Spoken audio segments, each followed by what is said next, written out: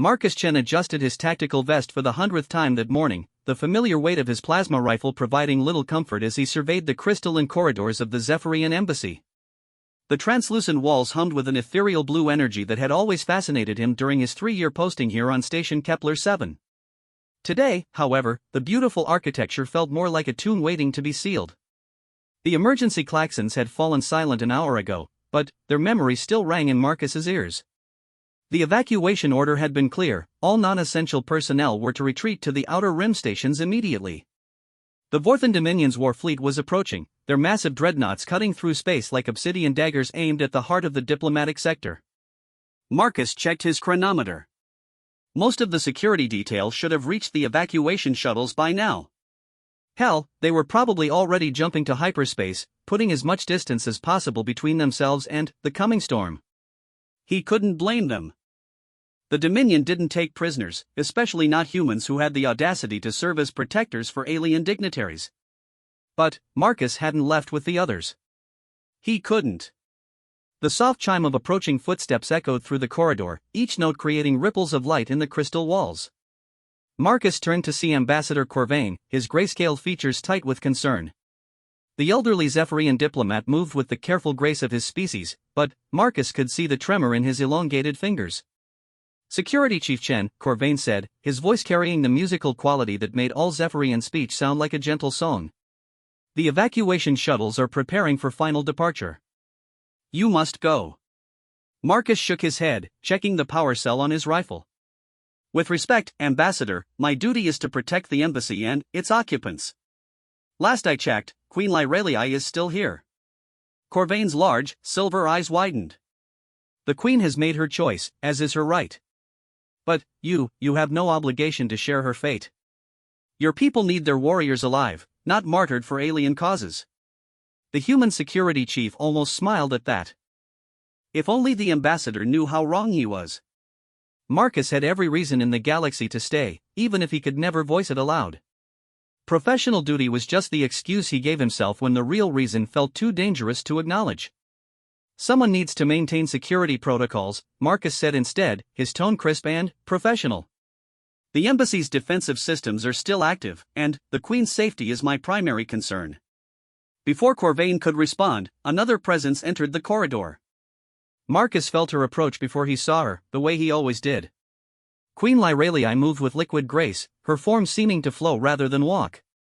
She stood nearly 7 feet tall, her lithe frame covered in scales that shifted from deep purple to silver depending on the angle of the light. Her face was humanoid but refined, with high cheekbones and large eyes that held depths Marcus had found himself drowning in more times than he cared to admit. "Ambassador," she said, her voice carrying an authority that made the crystal walls themselves seem to straighten. "You should be with the evacuation convoy." Corvain bowed low. "Your Majesty, I cannot leave while you remain. It would be a betrayal of everything I have sworn to uphold. And, yet, that is exactly what you will do." The Queen's tone brooked no argument. "Take my personal shuttle. Ensure the diplomatic corps understands that Zephyria will remember those who stood with us in this dark hour. But, you will not die needlessly here." The ambassador's mouth opened to protest, but Lyrelii raised one elegant hand. The gesture was small, but it carried the weight of absolute command. Marcus had seen her use that same motion to silence war councils and trade negotiations alike. "Go," she said simply. Corvain looked between the Queen and Marcus, his expression pained. Finally, he bowed again. "As you command, Your Majesty. But, please, consider the wisdom of survival over the poetry of sacrifice." As the ambassador's footsteps faded down the corridor, Marcus found himself alone with the Queen for the first time in months. The diplomatic protocols that usually surrounded her like an impenetrable wall had finally fallen away, leaving just the two of them in the humming silence of the embassy. "You should have gone with him," Lyrelii said, not looking at Marcus. Instead, she moved to one of the large viewing windows that offered a panoramic view of the space around Station Kepler 7. In the distance, the first flickers of hyperspace exits were beginning to appear as the Dominion fleet arrived. "My duty is here," Marcus replied, moving to stand beside her. He was careful to maintain proper distance, even now. 3 years of professional conduct weren't easily set aside. "Your duty." She turned those impossibly deep eyes on him, and Marcus felt his carefully constructed walls beginning to crack. Is that truly why you stayed, Marcus-chan? The use of his first name sent a shock through his system. In 3 years, she had never broken that barrier. It had always been Security Chief or Mr. Chen. The informality felt like stepping off a cliff. Marcus began, then stopped. How could he explain that he'd stayed because the thought of her facing whatever was coming alone made his chest feel like it was caving in? How could he tell her that every night for the past year, he'd fallen asleep thinking about the way she looked when she thought no one was watching, when the mask of royal duty slipped just enough to reveal the person underneath? The evacuation protocols exist for a reason, Your Majesty, he said instead. But, they also assume that all protected parties will follow standard emergency procedures. You chose to stay, which means my job isn't finished. Lyralii smiled, the expression transforming her features in a way that made Marcus's breath catch. Such dedication to duty. Tell me, Security Chief, in your military training, did they teach you to lie so convincingly to yourself? Before Marcus could formulate a response, the embassy's defensive sensors began broadcasting a proximity alert. The main display materialized in the air before them, showing tactical readouts that made Marcus's blood run cold. 67 Dominion warships, including 3 massive siege platforms designed specifically for cracking orbital stations. Estimated time to weapons range? Lyralii asked, her voice once again taking on the measured tone of a ruler accustomed to crisis. Marcus consulted his tactical interface. 18 minutes at current approach velocity. The station's defensive grid might buy us another 10 minutes after that, but the outcome is predetermined, she finished. The Dominion didn't bring a fleet this size for a negotiation. The human nodded grimly. Station Kepler 7 was a diplomatic hub, not a military installation. Its defenses were designed to deter pirates and small-scale threats, not the concentrated firepower of a Dominion battle group. When the shooting started, the station would last just long enough for its population to realize they were doomed. Your Majesty, Marcus said carefully, there's still time. My ship is docked in Bay 7. She's fast enough to outrun their interceptors if we leave now. Lyralii moved away from the window, her movements fluid despite the gravity of their situation. And, go where? The Dominion has been planning this for months. Every safe harbor in this sector will be compromised within hours. Then, we find an unsafe harbor, Marcus said, surprised by the intensity in his own voice. Anywhere is better than here when those ships arrive. The Queen stopped moving and turned to study him. Marcus felt like a specimen under a microscope as those silver eyes seemed to peer directly into his soul. You truly believe you can protect me, she said. It wasn't a question. I know I can, Marcus replied without hesitation. It's what I do. What you do. Lyralii moved closer, close enough that Marcus could see the faint luminescent patterns that traced along her scales when she was emotional. Or what you want to do. The question hung in the air between them like a live grenade. Marcus felt his carefully maintained professional distance crumbling under the weight of her gaze. 3 years of suppressed feelings pressed against the barriers he'd built, demanding acknowledgement. Both, he admitted quietly. The word seemed to unlock something in Lyralii's expression. For a moment, the mask of royal composure slipped completely, revealing something raw and vulnerable underneath. I stayed because running felt like cowardice, she said. My people are scattered across the galaxy, refugees in all but name since the Dominion began their expansion. If I flee now, what hope do they have that their queen will ever fight for them? Sometimes fighting means living to fight another day, Marcus pointed out. Dead queens inspire songs. Living queens inspire hope. Lyralii's laugh was bitter. Such wisdom from a human. Tell me, Marcus-chan, what inspires you? The question hit him like a physical blow. Marcus opened his mouth to give another professional response, then closed it. In 18 minutes, Dominion Marines might be storming through these corridors. In 18 minutes, everything he'd built here might be reduced to smoking debris. What was the point of maintaining facades when the universe was about to end? You do, he said simply. The admission hung between them for a heartbeat that felt like an eternity. Then, Lyralii stepped forward, closing the distance between them until Marcus could see his reflection in her silver eyes. I knew, she whispered. I have always known. Your Majesty. Lyralii, she corrected. If we are to die together, perhaps we can abandon protocol for our final hour. Marcus felt something break loose in his chest, a knot of tension he'd been carrying for 3 years finally, releasing. Lyralii, he repeated, her name feeling foreign and perfect on his tongue. The proximity alarms chose that moment to intensify, flooding the corridor with pulsing red light. The tactical display updated automatically, showing the Dominion fleet now only 12 minutes out and accelerating. Well, Lyralii said, stepping back but not breaking eye contact, it seems the universe has a sense of timing.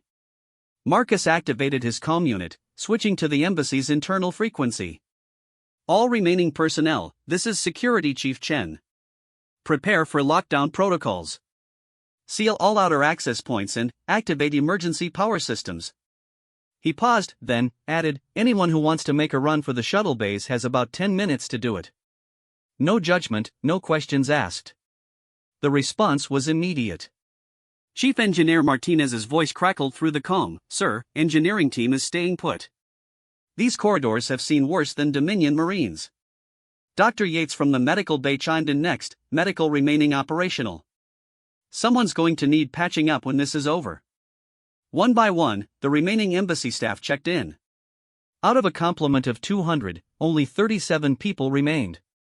But those 37 included his entire security team, most of the engineering staff, and all of the medical personnel. The people who stayed were the ones who knew how to fight, how to fix things when they broke, and how to keep people alive when everything went to hell. Looks like you won't be facing this alone, Marcus said to Lyralii. She moved to the central command console, her fingers dancing over controls that reconfigured the embassy's layout for defensive operations. Blast shields materialized over windows, internal barriers shifted to create choke points, and weapon emplacements that had been hidden behind decorative panels emerged like flowers blooming in reverse. Your people continue to surprise me, she said as she worked. I expected loyalty from you, Marcus. But this is something beyond duty. They're not just my people, Marcus said, checking his weapons loadout one final time. We've all been living here for years. This place, it's become home. Lyralii paused in her work, looking up at him with an expression he couldn't quite read. Home. Yes, I think I understand that feeling. The tactical display chimed again. 8 minutes to contact. Marcus activated the embassy's internal defenses, watching as automated turrets emerged from concealed positions and energy barriers sparked to life across key access points. It wouldn't be enough to stop a full assault, but it might slow them down long enough for, what? A miracle? Lyralii, he said, the formality of rank finally abandoned completely. I need you to know something. She looked up from the command console, her silver eyes reflecting the red warning lights that now bathed the corridor. When I took this assignment, it was supposed to be a stepping stone. 2 years of diplomatic security, then, a promotion to a better posting. I never intended to fall in love with an alien queen, she finished softly. The words hit Marcus like a plasma bolt to the chest. Love. Neither of them had used that word before, had barely acknowledged the attraction that had grown between them over 3 years of shared glances and careful conversations. Yeah, he said roughly. I never intended for that. Lyralii moved around the command console, approaching him with that liquid grace that never failed to make his heart race. When she reached him, she placed one scaled hand against his cheek. Her touch was warm, warmer than human skin, and Marcus felt himself leaning into the contact despite every protocol screaming in his mind. Nor I, she whispered. But perhaps the universe has a plan we cannot see. 6 minutes to contact. The moment shattered as emergency broadcasts began flooding the embassy's communication array. Reports from across the sector painted a picture of systematic destruction as Dominion fleets struck diplomatic installations with ruthless efficiency. Station Kepler 7 wasn't an isolated target, it was part of a coordinated assault designed to eliminate the entire network of neutral territories that had allowed species like the Zephyrians to maintain their independence. They're trying to force everyone to choose sides, Marcus realized, studying the tactical data. Eliminate the neutral ground, and species have to either submit to the Dominion or join the resistance. And hope that the resistance can protect them, Lyralii added grimly. Which, given our current situation, seems overly optimistic. 4 minutes. Marcus made a decision that probably violated about 50 different regulations. He pulled up his personal files and transmitted them to Lyralii's command interface.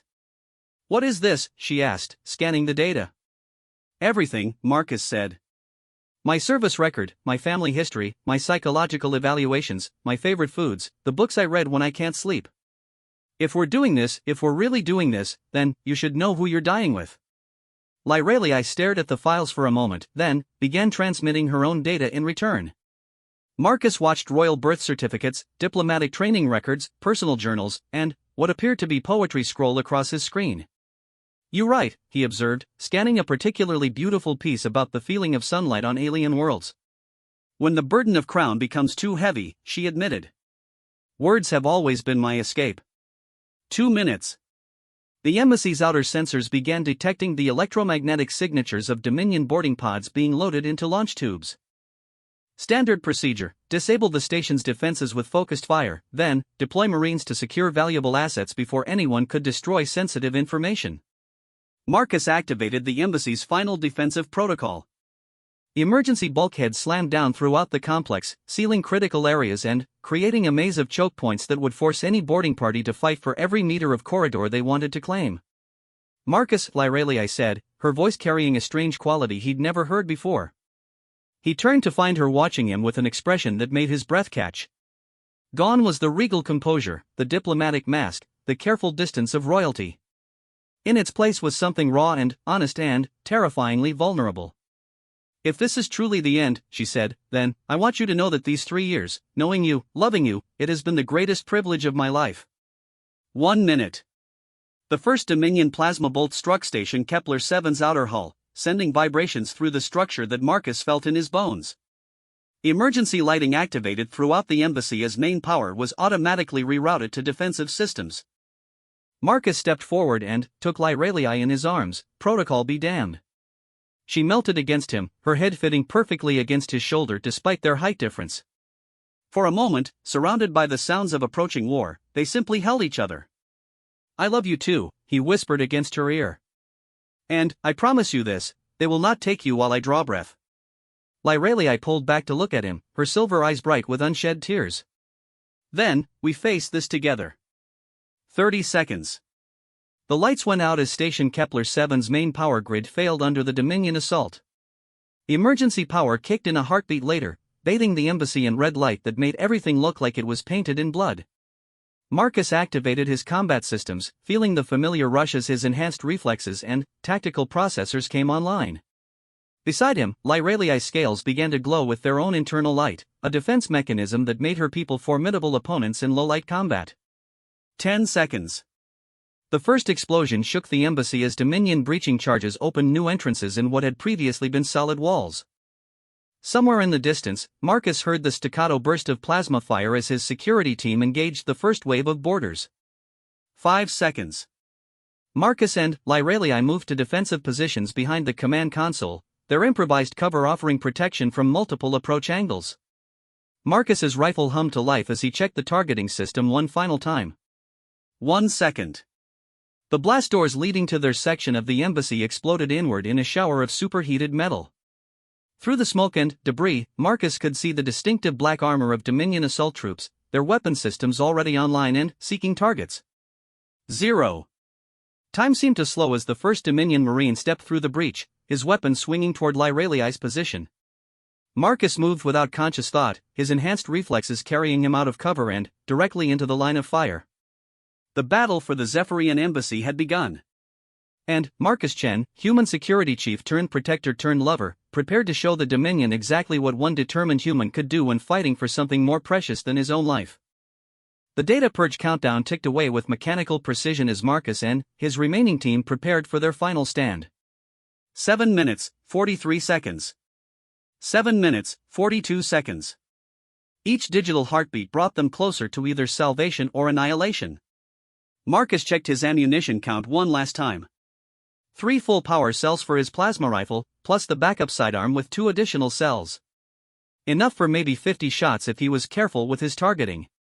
Around the command chamber, his security team was conducting similar inventories, their faces grim but determined. Thompson had positioned himself behind an overturned conference table, his heavy plasma cannon trained on the main entrance. Rodriguez, despite his injuries, had insisted on manning one of the automated turret controls.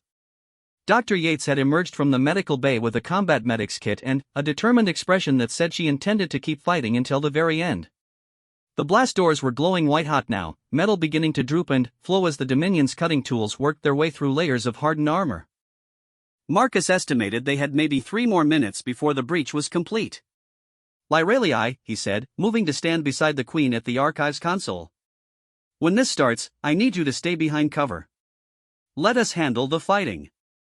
She looked at him with an expression that was equal parts amusement and exasperation. "Marcus Chen, I am the Queen of a warrior people. Do you honestly think I intend to cower behind furniture while others fight for my life?" "I think I intend to keep you alive long enough for that data purge to complete," Marcus replied firmly. "Everything else is secondary." The archive system chimed softly. "Data purge 60% complete. Estimated time remaining, 3 minutes, 18 seconds. As if responding to the announcement, the cutting tools outside intensified their work. The blast doors began to buckle inward as superheated metal reached its failure point. Whatever was coming through those doors, it was coming soon. Marcus activated his comm unit one final time. "Martinez, Yates, all remaining personnel. This is Chen. The Dominion is about to breach the command chamber. We're going to hold them off long enough to complete the data purge, but I won't lie to you about our chances." Martinez's voice crackled back immediately. "Copy that, Chief. Engineering is rigged to blow if they try to take our section. We'll make sure they remember this day." Dr. Yates simply said, "Medical standing by." "Give them hell, Marcus." The blast doors finally gave way with a sound like the universe tearing apart. Superheated metal cascaded across the command chamber floor as a section large enough for troops to advance through opened in what had been an impenetrable barrier. But, instead of the immediate assault Marcus had expected, only silence poured through the breach. Red emergency lighting cast strange shadows through the opening, but no movement was visible beyond. "That's not right," Thompson muttered, his weapon trained on the gap. "Where are they?" Marcus felt his tactical instincts screaming warnings. Professional soldiers didn't breach a position and, then, wait around admiring their handiwork. The Dominion troops should have been pouring through that opening like water through a broken dam. "It's a trap," he said aloud. "They want us to." His words were cut off as something small and metallic bounced through the breach, rolling across the crystal floor with a soft clicking sound. Marcus had exactly 1 second to recognize the distinctive shape of a Dominion stun grenade before the device detonated in a flash of blinding light and neural disruptor energy. The blast hit Marcus like a physical blow, sending him staggering backward as his enhanced nervous system tried to cope with the massive sensory overload.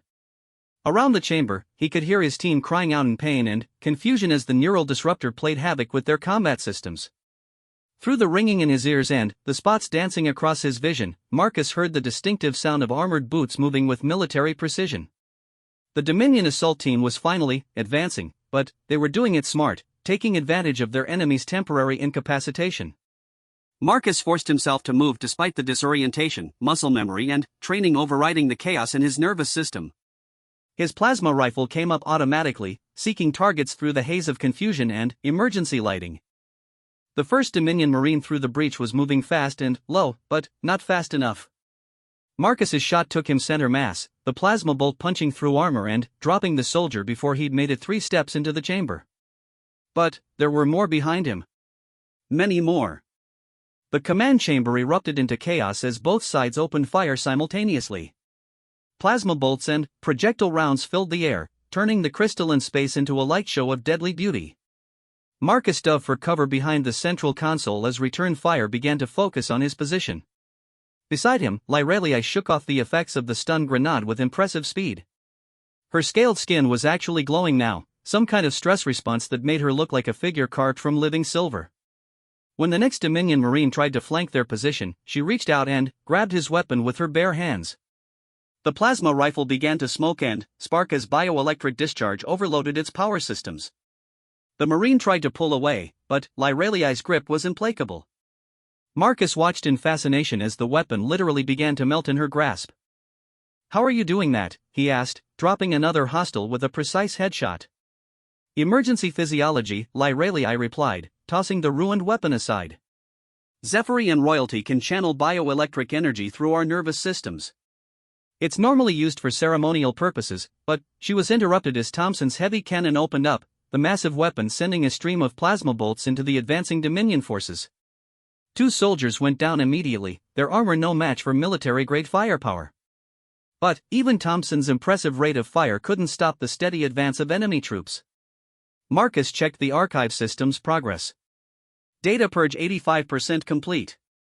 Estimated time remaining, 1 minute, 47 seconds. 1 minute and 47 seconds. It might as well have been an eternity.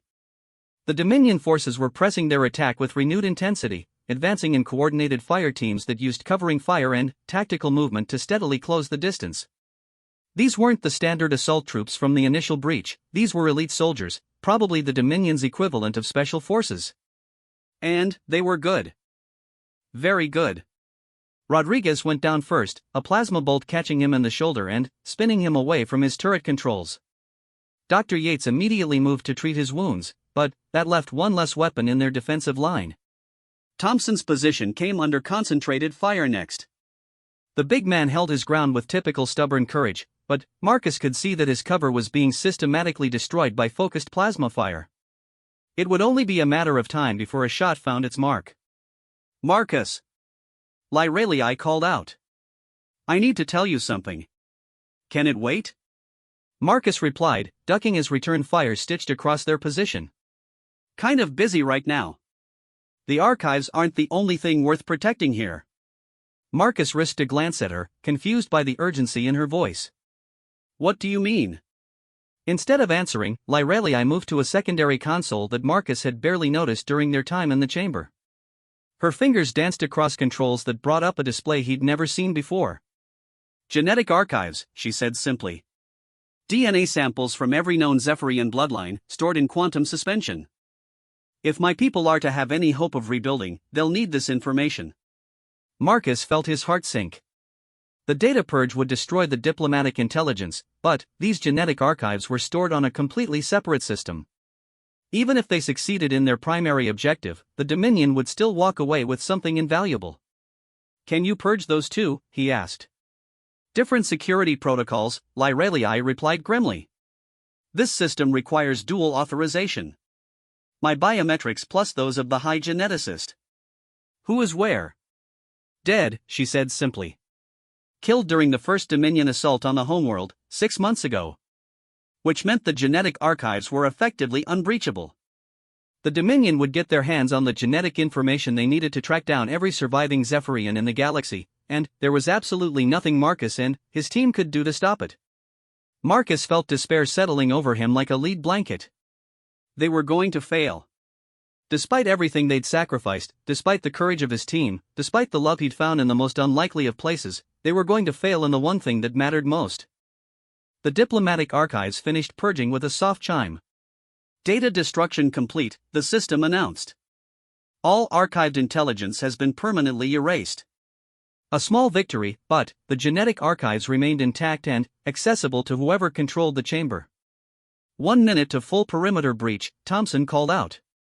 His position was being overrun by concentrated fire, forcing him to abandon his heavy weapon and fall back to a secondary position with just his sidearm.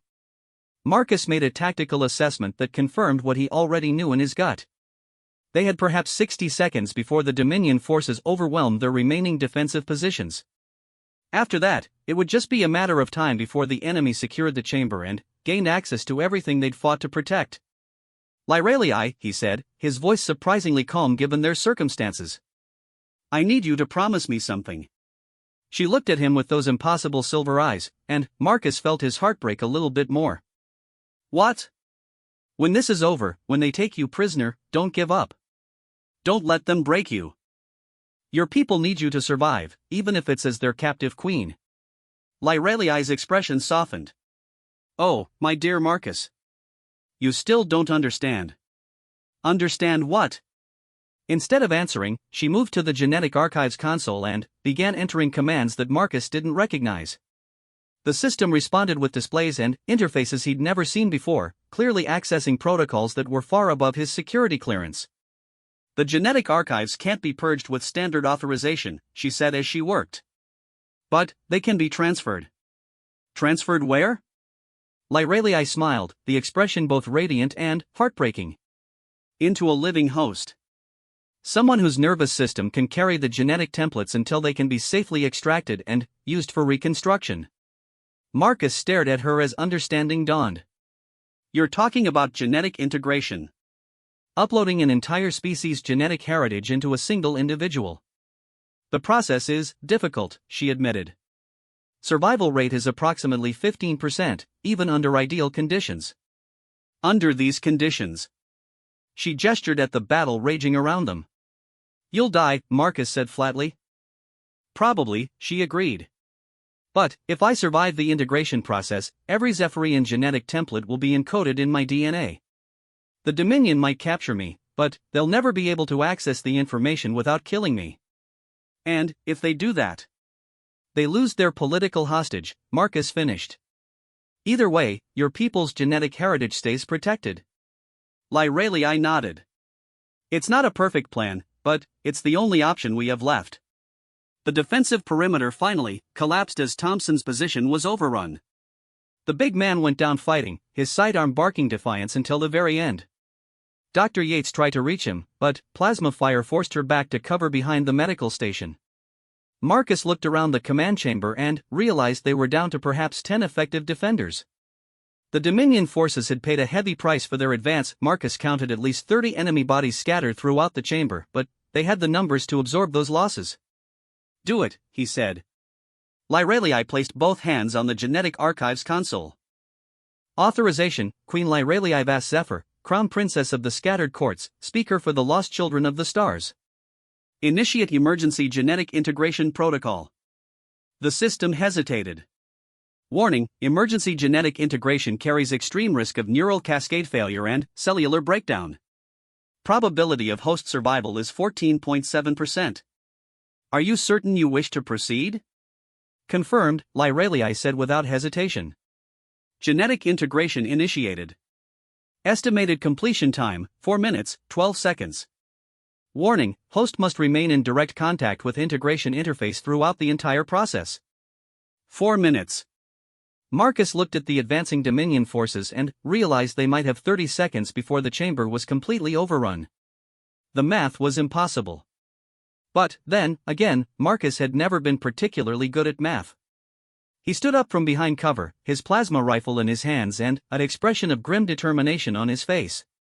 Thompson. Rodriguez. Yates.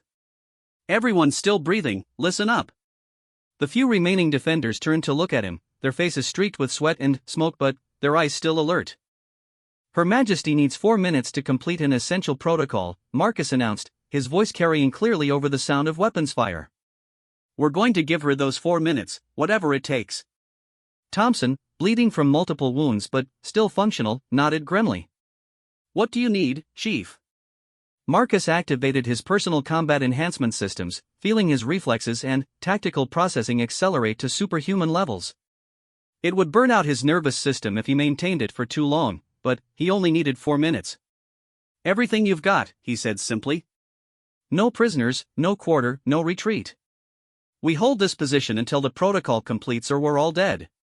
Dr. Yates emerged from cover with a combat rifle she'd salvaged from one of the fallen Dominion Marines. It's been an honor serving with you, Marcus.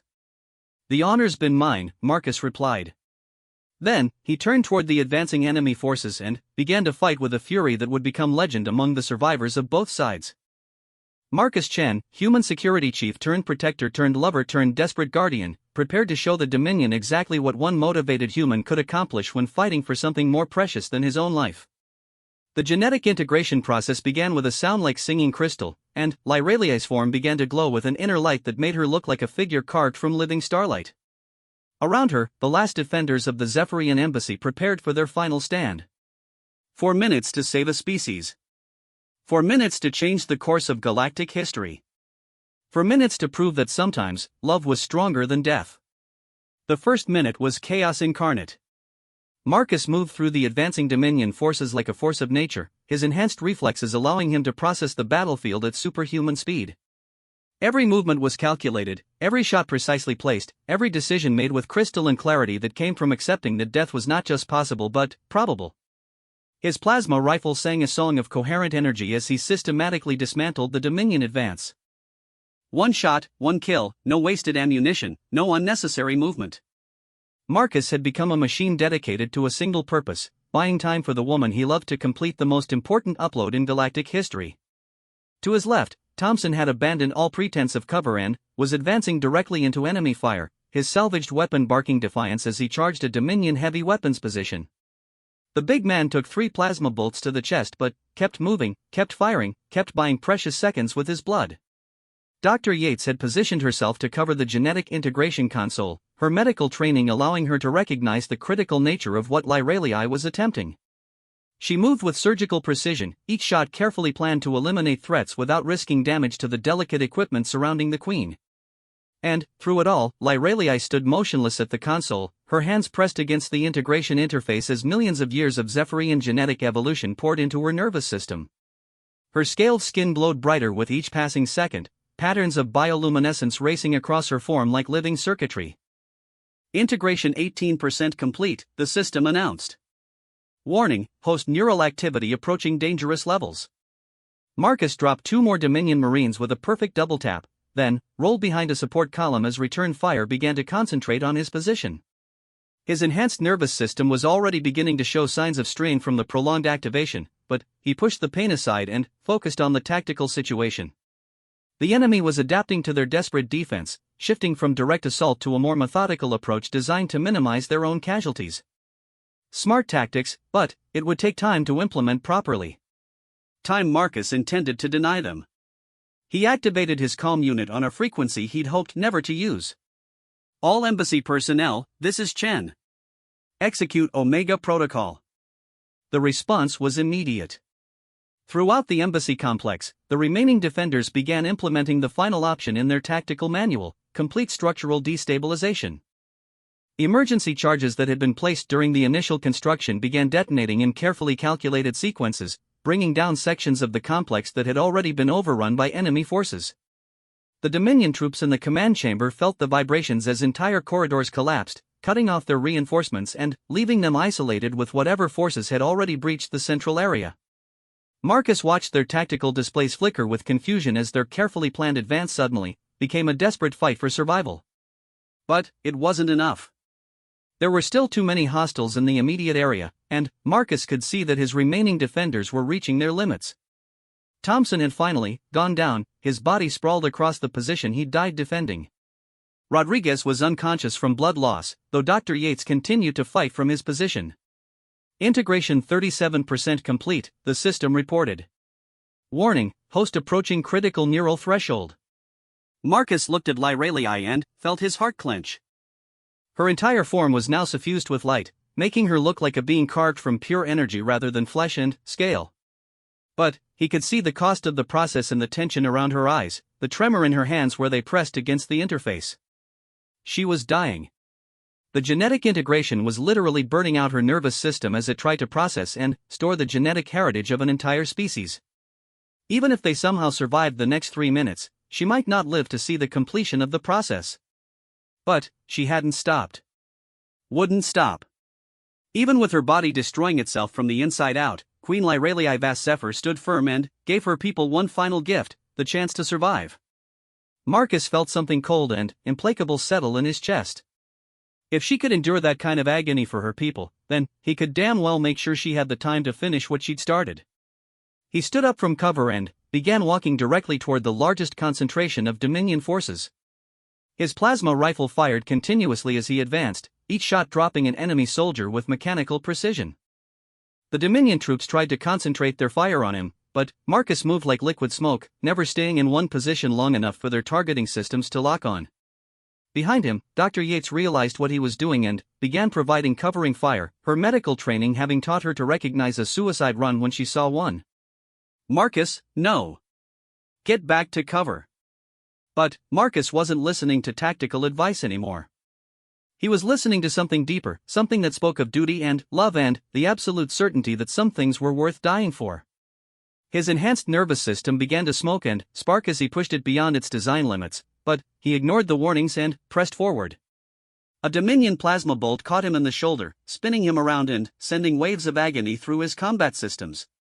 Marcus absorbed the hit and kept moving, kept firing, kept buying time 1 second at a time. Another bolt caught him in the leg, dropping him to one knee. Marcus used the position to steady his aim and dropped 3 more hostiles before struggling back to his feet. His enhanced reflexes were failing now, feedback loops burning out throughout his nervous system, but he forced himself to keep moving. Integration 59% complete, the system announced. Warning, host neural cascade approaching critical failure point. Marcus looked back at Lyralii and saw that she was barely conscious now, her entire body wreathed in patterns of light that pulsed with her heartbeat. Blood was trickling from her eyes and ears as her nervous system struggled to cope with the massive data transfer. But she was still standing. Still holding on. Still fighting for her people with every fiber of her being. A third plasma bolt caught Marcus' center mass, punching through his tactical vest and sending him crashing to the crystal floor. He could taste blood in his mouth and feel his enhanced systems finally beginning their cascading failure sequence. But he wasn't dead yet, and as long as he drew breath, he had a job to finish. Marcus rolled behind the fallen body of a Dominion Marine and began stripping the corpse of useful equipment. Plasma grenades, backup power cells, even a combat knife that looked like it had never been used. He armed himself with everything he could carry and prepared for one final push. The Dominion forces had reorganized during his assault, pulling back to more defensible positions and calling for reinforcements from outside the embassy. Marcus could hear the distinctive whine of orbital insertion pods landing in the nearby corridors, bringing fresh troops to replace the casualties his desperate defense had inflicted. Professional soldiers. Overwhelming numbers. Advanced weapons and equipment. Everything the tactical manuals said would guarantee victory in this kind of engagement. But the tactical manuals had never accounted for Marcus Chen. He activated the plasma grenades with a thought, then rolled them toward the largest concentration of enemy troops. The explosions lit up the command chamber like miniature suns, sending shockwaves through the crystal walls and temporarily blinding anyone who'd been looking in the wrong direction. Marcus used the confusion to launch his final assault, moving through the smoke and debris like an avenging angel. His rifle was empty now, so he drew the combat knife and began working at close quarters, using his knowledge of Dominion armor vulnerabilities to maximum advantage. The first Marine never saw him coming. Marcus slipped the blade between armor plates and severed the soldier's spinal cord with surgical precision. The second Marine managed to turn around but couldn't bring his weapon to bear before the knife found his throat. Marcus lost count of how many hostiles he dropped in those final moments. He was operating purely on instinct now, his conscious mind focused entirely on the timer counting down in his head. 2 minutes left. 1 minute 30 seconds. 1 minute. A Dominion officer managed to get behind Marcus's guard, driving a vibroblade deep into his side. Marcus felt ribs crack and organs puncture, but he grabbed the officer's helmet with his free hand and drove his own knife into the soldier's visor. The enemy went down in a spray of blood and sparks. Integration 81% complete, the system announced. Warning, host vital signs approaching critical failure point. Marcus turned to look at Lyralii and saw that she was no longer standing under her own power. Her body was supported entirely by the integration interface, her nervous system so overloaded with genetic data that she was barely maintaining basic life functions. But the process was still continuing, still uploading the precious genetic heritage that represented her people's only hope for survival. 30 seconds left. The sound of approaching reinforcements echoed through the corridors as fresh Dominion troops prepared to storm the command chamber. Marcus checked his remaining weapons and realized he was down to the combat knife and whatever strength remained in his failing body. It would have to be enough. He positioned himself directly between the approaching troops and Lyralii's position, spreading his arms wide as if he could physically shield her from the entire Dominion military. Blood was pooling beneath his feet now, and his vision was starting to tunnel, but he held his position with stubborn determination. The first wave of reinforcements poured through the breach with military precision, expecting to find a shattered resistance and an easy victory. Instead, they found Marcus Chen standing in a pool of his own blood, combat knife in hand, silver eyes burning with an intensity that made even veteran soldiers hesitate. "You want her?" Marcus said, his voice carrying clearly through the chamber despite his injuries. "You go through me first." 20 seconds. The Dominion troops opened fire, but their shots went wide as something impossible happened. The fallen defenders around the chamber began to stir, their bodies moving with purpose despite injuries that should have been fatal. Thompson pushed himself to his feet with plasma burns covering half his torso. Rodriguez struggled upright despite massive blood loss. Even the embassy staff members who had been declared dead began to rise. Marcus realized what was happening and felt his heart swell with pride that threatened to overwhelm his failing cardiovascular system. His people weren't getting back up because they were superhuman. They were getting back up because they were human, and humans didn't know when to quit. 10 seconds. The impossible defenders formed a circle around Lyraliai's position, their wounds forgotten in the face of a greater purpose. They had no ammunition left, no functioning weapons, no hope of survival. But they stood anyway, because that's what humans did when something precious needed protecting. 5 seconds. Marcus felt his legs give out, but he caught himself against the integration console and held his position through sheer force of will. Around him, his people prepared for one final stand against overwhelming odds. 3 seconds. The Dominion troops raised their weapons, preparing to end this farce once and for all. 2 seconds. Marcus looked at Lyraliai one last time, memorizing the patterns of light that raced across her scales as her body processed the genetic heritage of an entire species. 1 second. Integration complete, the system announced. Zephyrian genetic archive successfully transferred to host organism. Warning, host requires immediate medical attention. 0. The universe exploded into light. When Marcus's vision cleared, he found himself lying on the crystal floor with Dr. Yates working frantically over his injuries. Around the command chamber, the scene looked like something from a fever dream. Dominion troops were scattered throughout the area, but they weren't moving, weren't fighting, weren't doing anything except staring in stunned silence at the figure standing at the center of the chamber.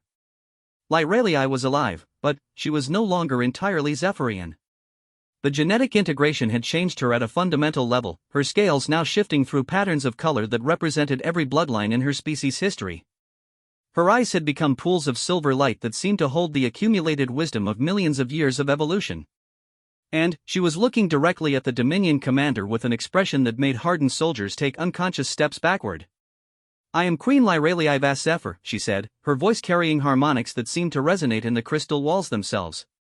"I am the living repository of my people's genetic heritage, the keeper of their evolutionary legacy, the bridge between what was and what might yet be." She gestured toward the scattered embassy defenders who were somehow still alive despite injuries that should have been fatal. "These humans fought for my people when they had no obligation to do so. They died for strangers, bled for a cause that was not their own, sacrificed everything for the simple principle that genocide is wrong." The Dominion commander tried to speak, but Lyraliai continued before he could form words. "You came here seeking to capture a queen and steal the genetic future of a scattered people. Instead, you have witnessed something that will echo through the galaxy for generations to come. You have seen what humans are truly capable of when they fight for something greater than themselves." Marcus felt Dr. Yates help him sit up, his body protesting every movement but somehow still functional. Around the chamber, his team was in similar condition, wounded, bleeding, running on nothing but determination and the adrenaline of impossible survival. "The genetic archives are now beyond your reach," Lyraliai continued. "To access them, you would have to kill me. But I am no longer just a political hostage. I am a living symbol of interspecies cooperation, a testament to the bonds that can form between different peoples when they choose to stand together." The Dominion commander finally found his voice. "You're still our prisoner. Your defiance changes nothing." Lyraliai smiled, the expression radiant and terrible. "Am I? Look around you, Commander. Look at what your overwhelming force has accomplished." Marcus followed her gaze and realized she was right. The embassy was in ruins, but it was still standing. His security team was wounded, but they were alive. The diplomatic archives had been destroyed, and the genetic heritage of the Zephyrian people was now safely beyond Dominion reach. Most importantly, the galaxy would know what had happened here. News of the embassy's last stand would spread through every resistance cell, every refugee settlement, every hidden colony that still defied the Dominion's expansion. The story of humans and Zephyrians fighting together against impossible odds would become legend. And legends, Marcus realized, were more dangerous to tyrants than any fleet. The Dominion commander seemed to reach the same conclusion. "Withdraw," he ordered his troops. Prepare the ships for departure. As the enemy forces began their retreat, Lyralii moved to kneel beside Marcus. Her touch was warm against his cheek, and he could see tears tracking down her transformed features. "You did it," she whispered. "You gave my people a future." Marcus managed a weak smile. "We did it. All of us, together." She leaned down and kissed him gently, her lips soft and warm against his. "I love you, Marcus Chen. In this life and whatever comes after." "I love you too," he replied. "Your Majesty." Lyralii laughed, the sound like crystal chimes in a summer breeze. "I think, given everything we've been through together, you can call me Lyralii."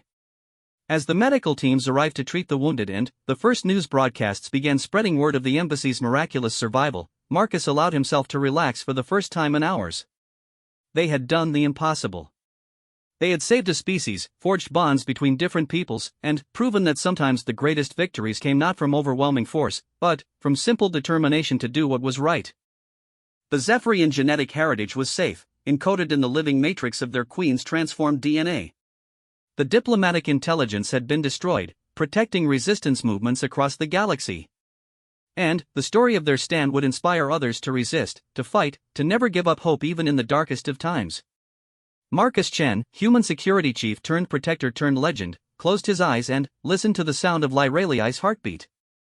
They had survived the impossible, found love in the midst of war, and changed the course of galactic history. Not bad for a day's work. In the months that followed, the Battle of the Zephyrian Embassy would become one of the most studied military engagements in modern history. Tactical experts would analyze Marcus's defensive strategies, political scientists would examine the implications of interspecies cooperation, and historians would debate the significance of the genetic integration process that had saved an entire people from extinction. But, for Marcus Chen and Queen Lyralii Vas Zephyr, the only thing that mattered was that they had faced the darkness together and emerged into the light. The galaxy was still at war, the Dominion was still a threat, and the future remained uncertain. But they were alive, they were together, and they had proven that love could triumph over even the most overwhelming odds. And sometimes, that was enough to change everything.